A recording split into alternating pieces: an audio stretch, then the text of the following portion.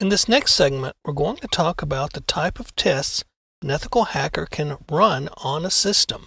And the reason we want to bring this up is there are different kinds of testing depending upon what your goal is or the organization's goal, what you want to test, and also the level of knowledge an ethical hacker or penetration tester has on the system. So you'll hear these terms tossed around a lot in CEH classes, maybe even on the exam, in security literature, documents, and so forth, and just in the community. So it's a good idea to know what these things are and what they mean. We have vulnerability testing, full penetration testing, targeted testing, black box testing, gray box testing, and white box testing. Let's go ahead and take a look at what some of these are. Now, during vulnerability testing, really all you're doing is running a scan of the system and maybe some vulnerability scanning tools to determine what vulnerabilities are actually on the system. Most of the time we see these vulnerability tests run on systems that have to have a vulnerability scan done on them for compliance purposes or for a security report, for example. When you're testing for vulnerabilities only, you're just getting the raw list of vulnerabilities, what patches they need, what security configuration issues they may have, and so forth. You typically do not exploit anything. All you're doing then is reporting what you're finding. That's all a vulnerability test really is. Now, a penetration testing team may take that report and use it as input for a penetration test later. But this is typically something that's given to management or technicians so they can fix things. No exploitation at all. Then you have at the other end of the spectrum a full penetration test. And this basically is full-on testing for all targets that you have access to over all possible attack vectors. You may try web application attacks, SQL injection. You may try to invade a wireless network, come through the firewall, compromise network security devices, run exploits on operating systems and code. Those are the types of things you might encounter during a full penetration test. Now, obviously, a vulnerability test is at one end of the spectrum and a full penetration test is at the other. So is there a happy middle? Well, yes, there is. That's called targeted testing.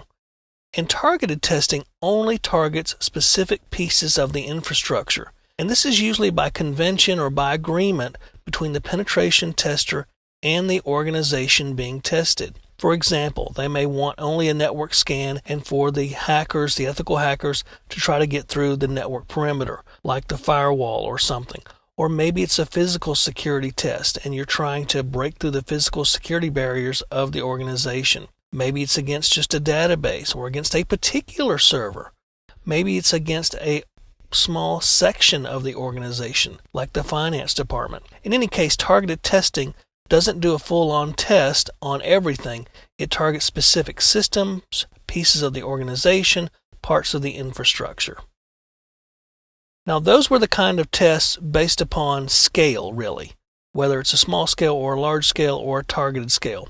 The other way we can categorize different types of tests is through the level of knowledge about a system. And typically we see three things: black box testing, gray box testing, and white box testing. And what black box testing basically means is that we have zero knowledge, no prior knowledge of the target or the system. We haven't been told anything. Maybe we're told, hey, you're going to do a pen test on ABC Company, and it starts this day, and that's it. And then you would actually have to do your reconnaissance and everything and find out information about the organization. You'd have to do your footprinting and so forth. During gray box testing, on the other hand, you have a limited amount of knowledge or some knowledge about the target or the system. Maybe you know the organization. Maybe you've met with the security and network administrators and they've given you the IP address range and that's it and nothing else. Maybe they've told you you're going to encounter 2 database servers and we run an Active Directory network, something like that. But you won't have a lot of knowledge. It may be just enough to get you started. And in a gray box test, maybe you're on the internal side of the organization and you're starting from inside their environment with very little knowledge. A black box test is usually on the outside of an organization. You're trying to get through the firewall, through the network perimeter, for example. Now, white box testing at the other end of the knowledge spectrum is where you have full-on system knowledge about the entire system, the organization, its architecture, and so forth. And the goal of this is that you'll typically know what you're going to find. You're just testing to see if you can still exploit it. Maybe someone's run a vulnerability scan on the system and you have the vulnerabilities that you think could be exploited. So you take this list and you start with it, and in a white box test, you would try to exploit each and every one of these vulnerabilities, already knowing what you might find, what vulnerabilities are out there. You would already know the network architecture. You'd already have access to the firewall rules. You may even know the administrator passwords and user accounts, but you're still testing to see if the security perimeter and security controls can be broken. Now let's talk about targeted testing for a moment. When we looked at targeted testing a moment ago, I told you that this was only testing for specific things that you and the organization agree on. Now let's go in a little bit more depth on this. This could mean databases, web application testing. You might even do a code review on some applications, like a secure code review. There might be physical security tests and those other types of tests that we typically associate with penetration testing. But there also could be things like defensive testing only, where the penetration team hits everything and it's a test to see how well the defenders defend the network. Or it could be an incident response type of test where you determine how well the organization responds to incidences. In any case, these are the different types of targeted tests you could run on an organization.